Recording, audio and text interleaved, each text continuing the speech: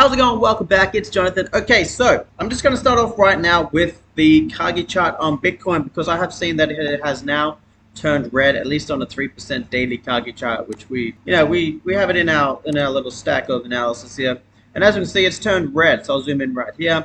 After the last swing low, it's turned red, and I just wanted to bring some form of importance to that. Now, if we scroll out, we will see that yes, the Kagi chart turns red and green based on the strength of the move. If the Kagi chart does turn red, it's not all hell breaks loose.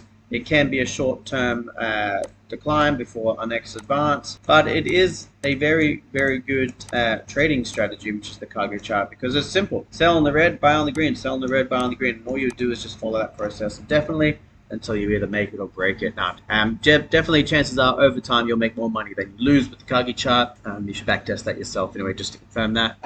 With respect to the weekly Kagi chart, it doesn't turn red until it, at least in the way it's built right now, it doesn't turn red until it breaks this low down here.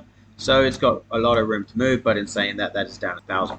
Okay, so I'm going to be focusing on three things today. That's the Bitcoin price and also the Dow Jones, just going back to our X date. And then just going back and just repeating our yearly hypothesis for the whole year, which I've probably said in every single video. And we'll just break that down at the end. Okay, so we're going to start off just taking a look at the Bitcoin square.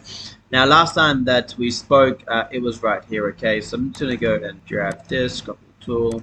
That was the top that we forecasted, where I said that it was going to decline right now. That was what I said.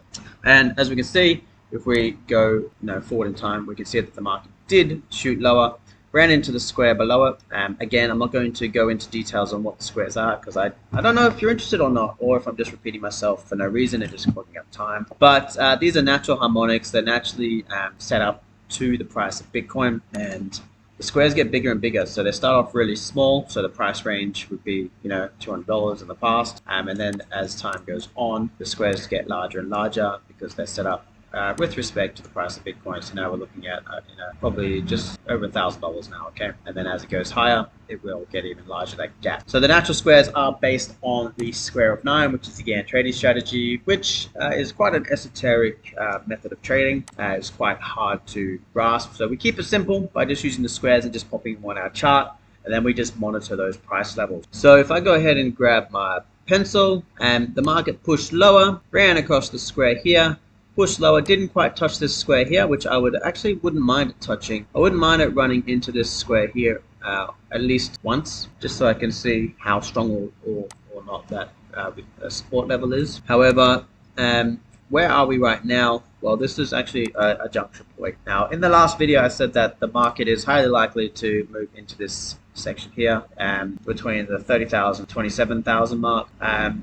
I wouldn't mind the market hitting this and possibly, worst case, hitting this one here before its next advance. Now, we are finding some resistance perfectly aligned on that square. You see that just perfect square alignment right there. That's actually the most perfect one we've had in this whole square range. So that's a very high resistance level right now to the move up. I wouldn't be surprised if the market moves down, and actually I am voting for a move down in the market. I reckon that move down is more likely than move up right now. And that's just because I want to, if I go over to our cycle, I want to get a nice clear low in this section right here. Okay, so if we draw this up, we're not really getting that low just yet in this section. Now, I do want to correct something that I did last time, and that was the left translation top over here. I want to just make sure that the market does stage another rally higher for pushing down into this end of cycle. So we've got two different colors that we're tracking right now.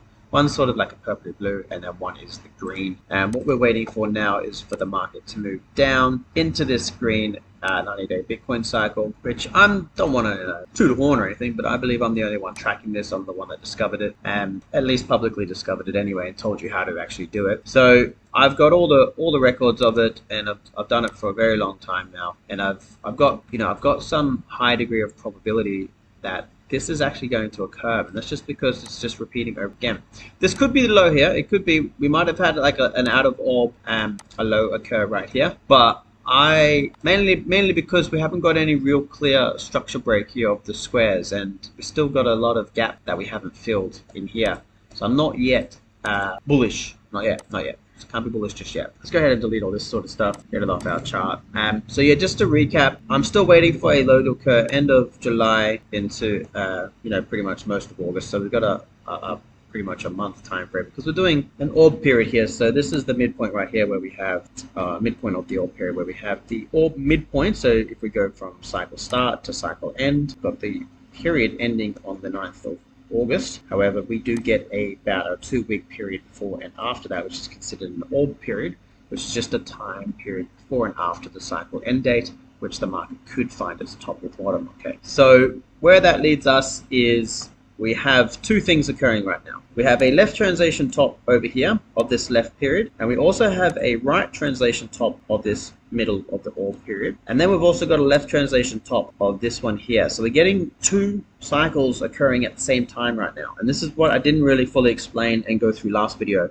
And I thought about it for a long time ago. I haven't really explained that properly. So this is where it can get a little bit confusing. And this is why I did start tracking this cycle here. Because it was a major low, is that we're getting two cycles sort of occurring at the same period. And this hasn't happened for quite a while now. If we zoom back, I'm not going to zoom back now. But if we zoom back, it hasn't happened for quite a while. So we need to watch this and just really watch how it plays out, because this right translation top could signal, if it is a right translation top and not just a left translation top of this one. Okay, so if it's the right translation top of the green one and not a left translation top of the blue one, then that will send the market lower than this low in this period here. So that means that over the next pretty much 2 weeks, the market is going to crash lower over this one here. However, I do believe that it is the left translation top of the green one, meaning that this is the top over here and not a right translation top. I am betting, let me get rid of the scribbles because it's getting a bit messy. I am betting that the market is going to find a higher low here and not a lower low than where it started. And that over here on this second period, which is the darker one, or the bluey purple one, we're going to get a second higher low. Now I did draw this out for you last time, and I suggested that the market could come down, it's going to rally up, and then it's going to rally down again. And that is going to give us our left translation top here, our left translation top here, a higher low here, sorry, a lower high here, and a lower low here. But in saying that, it should be above the 25,000 or 24,700 mark. That is the end game. That is the ultimate end game that I'm looking for, with a major low occurring in August, September to October, so that time period there. Now our X date, if we go back to that, our X date is expected to occur between the 13th to the 26th of September, okay, with a major point occurring around the 19th to the 22nd, a major point, and a subordinate point or a sub point occurring between the 14th to the 15th. So we've got really an orb period here, which is lasting about a week and a half, and we have our major X date, which is just a very, very high, how do I put this simply, a very highly correlated date with past cycles, which should give us a very important top or bottom in the market, and that is what I'm waiting for. I'm waiting for this to play out so that I can see what I can, I guess, don't want to see, I can guess, or I can use the probability to assume what might occur next. Okay, so that is what I'm waiting for. That is why I'm trying to build this out, build this hypothesis out, as confusing as it is right now, and I'm getting confused in explaining it, so I hope you're keeping up. Try to build this hypothesis out so that we can sort of do our next forecast into the next end of the year, which would give us an X date, which would occur around the December period. Okay, now X dates, I just went on the whole US X date, and it was a big major event. And for us, I will go into detail on what the X date is and how I actually use it. I've explained it in past videos already, but I thought I'd give it some fancy name now, just to keep you on toes and keep you interested. So that's sort of what I'm looking for. So again, if we sort of build out our squares, I wouldn't mind the 27,500 mark and even the 28,000 mark becoming some support and resistance, and possibly even into our X date, maybe even the 26,000 mark gets tapped and then reverses.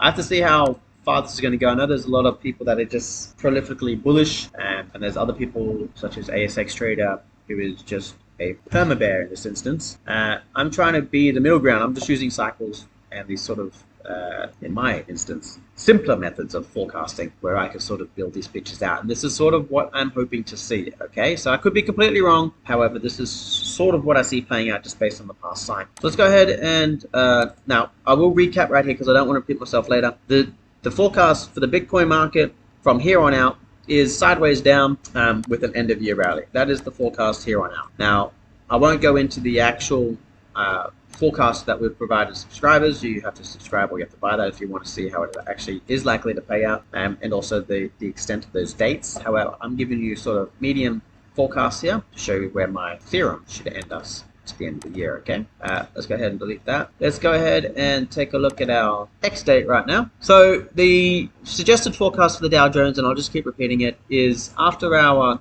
major X date was hit in June, it's raising prices into the end of the year. That is the suggested forecast now, rising prices into the end of the year.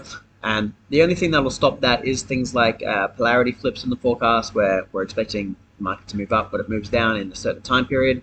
We do have our next X date now, which we're watching, which is around that September period. You know, we went it before around the 14th to the 23rd or so. That's our next X date period. And if I was to give any just direct forecast right now, I wouldn't this is just a relative curve right now. I am hoping that we get a low. It doesn't have to be 33,000. I'm just saying that the market is likely to eventually roll over, give us a low, hopefully in September, before the market then moves on higher. And the end game, of course, would be that we get a break above the all-time high. In this instance, would be around 37,000. A break above that this year or early next year would be ideal. And I want to get confirmation of that by getting a low in this X date and not a high in this X date. Okay, if we get a high in the X date, that could push prices lower. That's against the forecast, so it might not likely occur. And by what I mean by forecast, I'm actually talking time cycle forecast. It's not just me guessing. It's actually using past historical cycles to forecast future events. Now, I've proven that this is possible time and time again, year after year, doing world events, doing economic events, doing Bitcoin cycles, doing Dow Jones cycles, gold cycles, etc. I've proven that it's possible, and I'm just showing you, based on this, how we would then incorporate technical analysis, for example. Now, if you wanted to go even further and do some form of technical analysis to get where you're likely to find these periods of highs and lows, etc., you would then do that by two forms of analysis. That's price analysis and pattern analysis.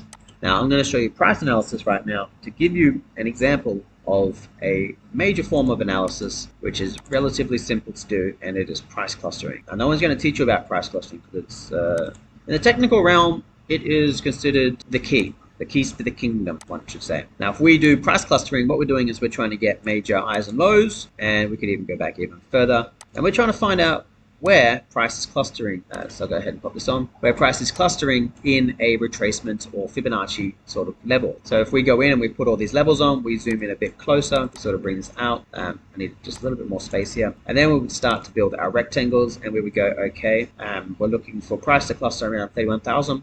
Likely not. We have a low here, and we have a 61.8% retracement here. Yeah, look, it's there. I'm going to give it a orange tag for now, and then we'll go this next period around here.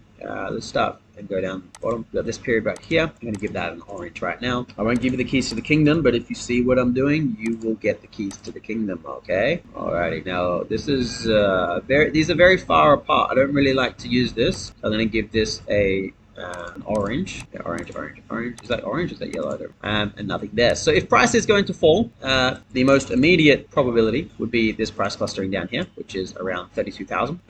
We got a non-immediate price clustering area, which is very weak. This is very weak. You see how the levels of these bars are very spread far apart. Normally you would give it an allowance of 2%, and I don't see why this wouldn't fit into that rule. But you can get tighter spreads, where you see sort of have this really tight spread here. We got 3 in this section here, and it's a really tight spread. We got 2 here, we got 2 down here. The idea is that we get 2 or more prices clustering in one area.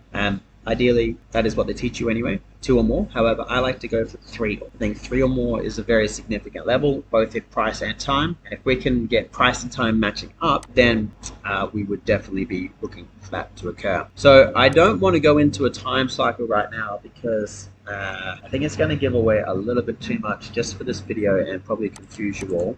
But maybe I'll build in a price time cycle in the future. So I'm going to save this one actually. I've saved it right now.